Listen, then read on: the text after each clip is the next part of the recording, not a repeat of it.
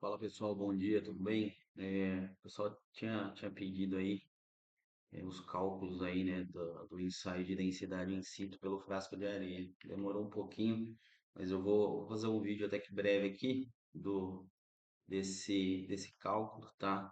Vocês vão ver que é bem fácil aí na prática. Eu tô com uma planilha aqui em Excel, tá? Que é uma planilha que a gente, na verdade, digita os resultados que vem de campo, mas a conta é a mesma coisa. Normalmente, o formulário que você tem em campo é a mesma planilha que é digitada. Então, muito importante a gente ter todas essas informações relacionadas ao ensaio, né? Por exemplo, informações do frasco de areia, né? O peso antes, o peso depois, calcular a diferença, né? A gente já precisa, esses dois dados aqui, ó, massa da areia no funil e massa específica da areia, já são dados conhecidos que devem ser disponibilizados para quem for fazer o ensaio, né? Inclusive depois, talvez eu faça um vídeo aí ensinando a como calibrar a areia para você ter a massa específica dela, fazer a classificação dela, né? A massa da areia do funil. Então esses dois dados, massa da areia do funil e massa específica da areia, já é dado conhecido, né? Que você tem que obter em laboratório antes de fazer o ensaio, né? Aqui são as outras informações que são necessárias, né? Aqui nessa planilha, a gente também tem um ensaio do fogareiro para a gente calcular a umidade, né? E tudo isso a gente faz para saber o grau de compactação daquela camada, né? Que a gente chama de GC. Então, para a gente saber o grau de compactação, nós temos que ter os dados de laboratório também, né? Normalmente, antes de iniciar uma camada, de liberação de uma camada, é coletado aquele solo, levado para o laboratório, ensaiado para achar a densidade e umidade ótima e a gente fazer a relação com a densidade e umidade de campo para ver o grau de compactação, tá? Então a gente vai começar aqui e na caneta, na planilha é a mesma coisa, tá? Aqui vocês vão ver que é uma planilha automática já. Então, por exemplo, aqui ó, massa do frasco antes. Então isso aqui é o peso total do frasco de areia antes da gente iniciar o furo, né? Então normalmente é 7 quilos, né? Então você coloca lá a massa, claro, você vai pesar o frasco, né? Mas vamos supor que você pesou lá e o frasco deu 7 quilos, tá? Então você colocou lá 7 quilos. Aí você fez lá o furo, né? Como eu expliquei no vídeo anterior. Depois que a areia caiu no furo, você vai anotar o peso do frasco, né? Depois de ter colocado a areia no furo. Vamos supor, vou chutar o número aqui, sei lá, deu 43,24, tá? Então, 4,324 depois que você colocou lá.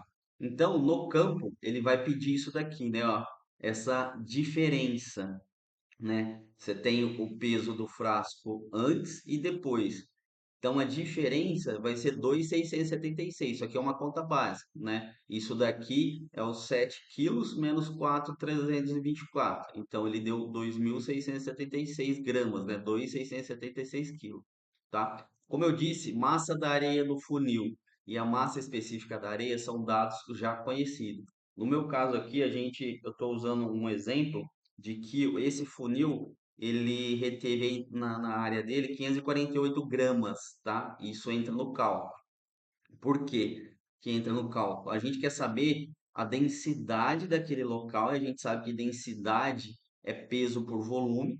Então a gente quer saber o volume que a gente fez, que normalmente ela é 15 centímetros pelo diâmetro ali de 100 milímetros, né, que é da placa.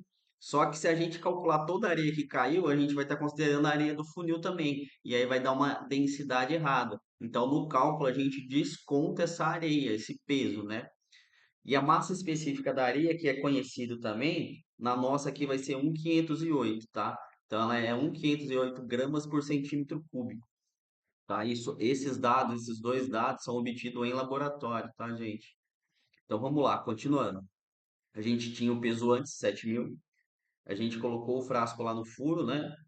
Escoou a areia, depois ele ficou com 4,324. A diferença de 7.000 menos 4,324 deu 2,676. A gente já sabe a massa da areia no funil. E o que que acontece? Ele fala aqui, ó, massa da areia no furo. O que que é a massa da areia no furo? É essa diferença, né? Essa diferença aqui do 7.000 menos o 4.324 e aí menos a areia do funil. né? Então, se a gente pegar 2.676 menos 548, a gente vai ter aí um resultado de 2.128. Então, essa seria a massa real da areia caída no furo. Então, por isso que é muito importante ter esse número, né? Essa calibração da areia do funil, certo? Então, vamos continuar. Aí a gente tem a massa específica da areia, que é conhecido também, né? Essa massa específica da areia é conhecido também.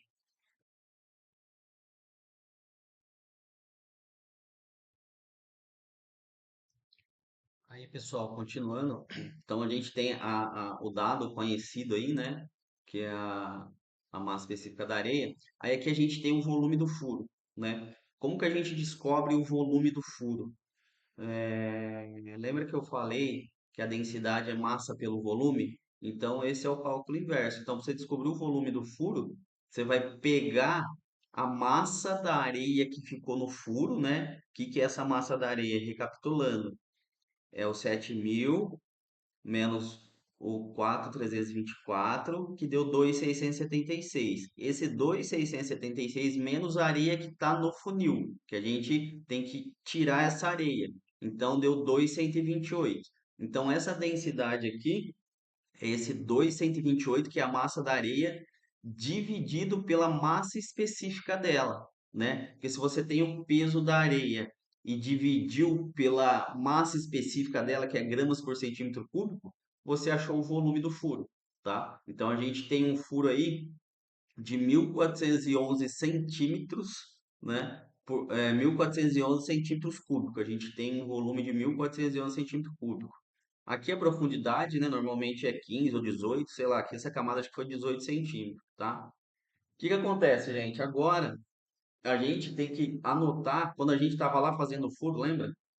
Que a gente tirou todo aquele solo que não pode ser perdido do furo. Então, a gente tem que anotar essa massa úmida do furo, tá? Porque isso vai entrar no cálculo, né? Porque quando a gente pegar essa massa e dividir pelo volume do furo, a gente vai achar a densidade úmida dele, certo? Então, nesse caso aqui, a gente teve uma massa aí de 3,178 kg, né? Então a gente tirou desse furo de 18 centímetros, que deu um volume de 1.411, 3,178 kg. E com isso eu consigo descobrir a massa aparente úmida, tá? Muito importante, gente. Essa massa é aparente úmida. Como que eu cheguei nesse cálculo de 2,252? Você pega a massa de solo que você tirou do furo e divide pelo volume que você encontrou, certo? Então, se você tiver calculadora aí, enfim, vai treinando aí também, tá, gente? Vai pausando o vídeo, né? Se você pegar lá a massa que você tirou do furo, que é 378, dividir pelo volume que você já tinha encontrado, que é 1.411, você acha a densidade de 2,252 gramas por centímetro cúbico. Então, essa é a massa específica aparente úmida do furo, né? A densidade úmida, certo? E para achar o grau de compactação que vai estar aqui na frente, a gente precisa dela seca, né? E como que a gente faz? Aí a gente faz o ensaio de umidade. Então, de todo esse solo que a gente tirou, 378 depois de pesado, a gente tira uma porção aí para fazer o ensaio de umidade, certo? Nesse caso aqui, é um ensaio que a gente já tinha pronto, a gente tirou 202,8 gramas, né? O solo úmido, aí colocou no fogareiro, queimou, né? E aí o solo seco depois ficou com 178,10 gramas, né? Aí a gente achou a massa da água, né? Então, gente, para fazer um ensaio de umidade, o que a gente faz? A gente pega o solo úmido, pesa, coloca no fogareiro e vai queimando. Secou, a gente pesa de novo. Então, esse 24,70 é a subtração do 202,80, que é o solo úmido, menos a massa do solo seco. Então, a gente achou aqui 24,7 gramas de água, certo? Só que para a gente a umidade é em porcentagem. A gente achou a água, agora a gente precisa achar essa umidade aqui, ó. Umidade em porcentagem, tá vendo? E como que a gente faz essa umidade? Tá vendo? Ó, tem até é um cálculo que a gente faz o seguinte: a gente vai pegar o peso da água, né? A gente vai pegar o peso da água que a gente achou aqui, que é 24,70, e dividir pelo peso do solo seco. Só que ao invés da gente apertar igual, a gente aperta por cento, né? Então, se a gente fazer lá, ó, pegar o peso da água, que é 24,70, né? 24,70 dividido por 178,10, né? A gente vai apertar por cento ao invés de igual. Então, deu 13,87%, né? Então, sempre para achar a umidade, a gente pega o peso do solo úmido menos o peso do solo seco. A gente achou o peso da água. E para achar a umidade, a gente divide esse peso da água pelo peso do solo seco por cento. A gente não aperta igual, aperta por cento. Aí a gente sabe que então a gente tem aqui 13,87% por cento de água, certo?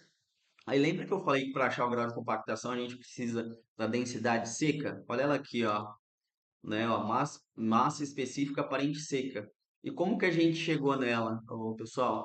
A gente tem que dividir a úmida 2,252, né, pela umidade mais 100.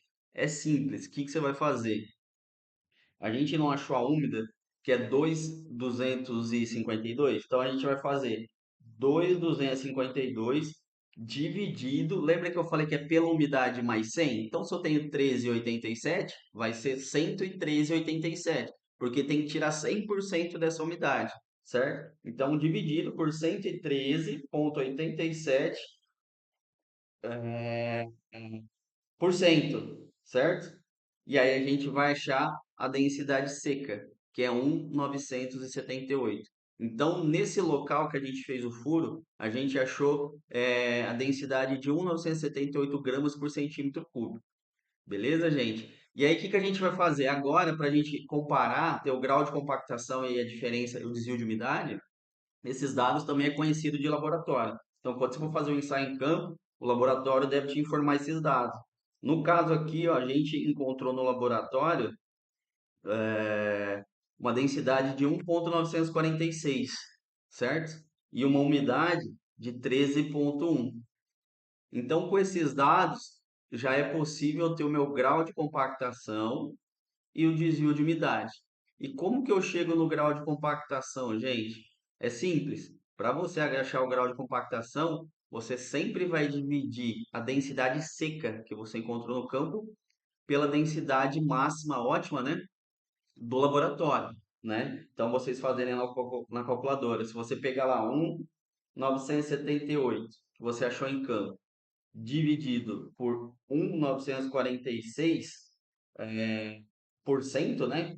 Que é a densidade de laboratório, você descobriu aí que a sua camada está com 101,6% de grau de compactação. Tá ótima camada. E aí o desvio de umidade de 0,8, que está muito bom também. A umidade ótima de campo é 13,1, né? Aqui no caso a gente achou a umidade de campo é 13,87, né? Então a gente conseguiu achar um grau de compactação de 101,6%, né? Então a camada está pronta aí para ser liberada. Gente, teoricamente é isso, né? É básico, é bem simples, não é difícil.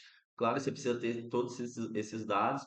Como eu disse, depois tô pensando aqui, gente, eu vou montar aqui um e-book, né? Um manual básico de liberação de camada, onde eu vou explicar até mais passo a passo, assim, execução, verificação, eh, até liberação de camada pelo método do cilindro de cravação, enfim, é bem parecido. E também camada de base, né, porque o cilindro muda, o frasco de areia, o funil dele muda, é um funil maior, tá? Mas vou montar aqui e aí eu disponibilizo para quem tiver interesse aí o link para você estar adquirindo aí, tá bom? Mas por enquanto é isso, gente. Se tiver dúvida aí, deixa aí na, na, nas mensagens aí, pergunta, comentem aí, tá? E distribui aí pro pessoal que vai ajudar bastante gente aí. Beleza, gente? Valeu, obrigado, até mais.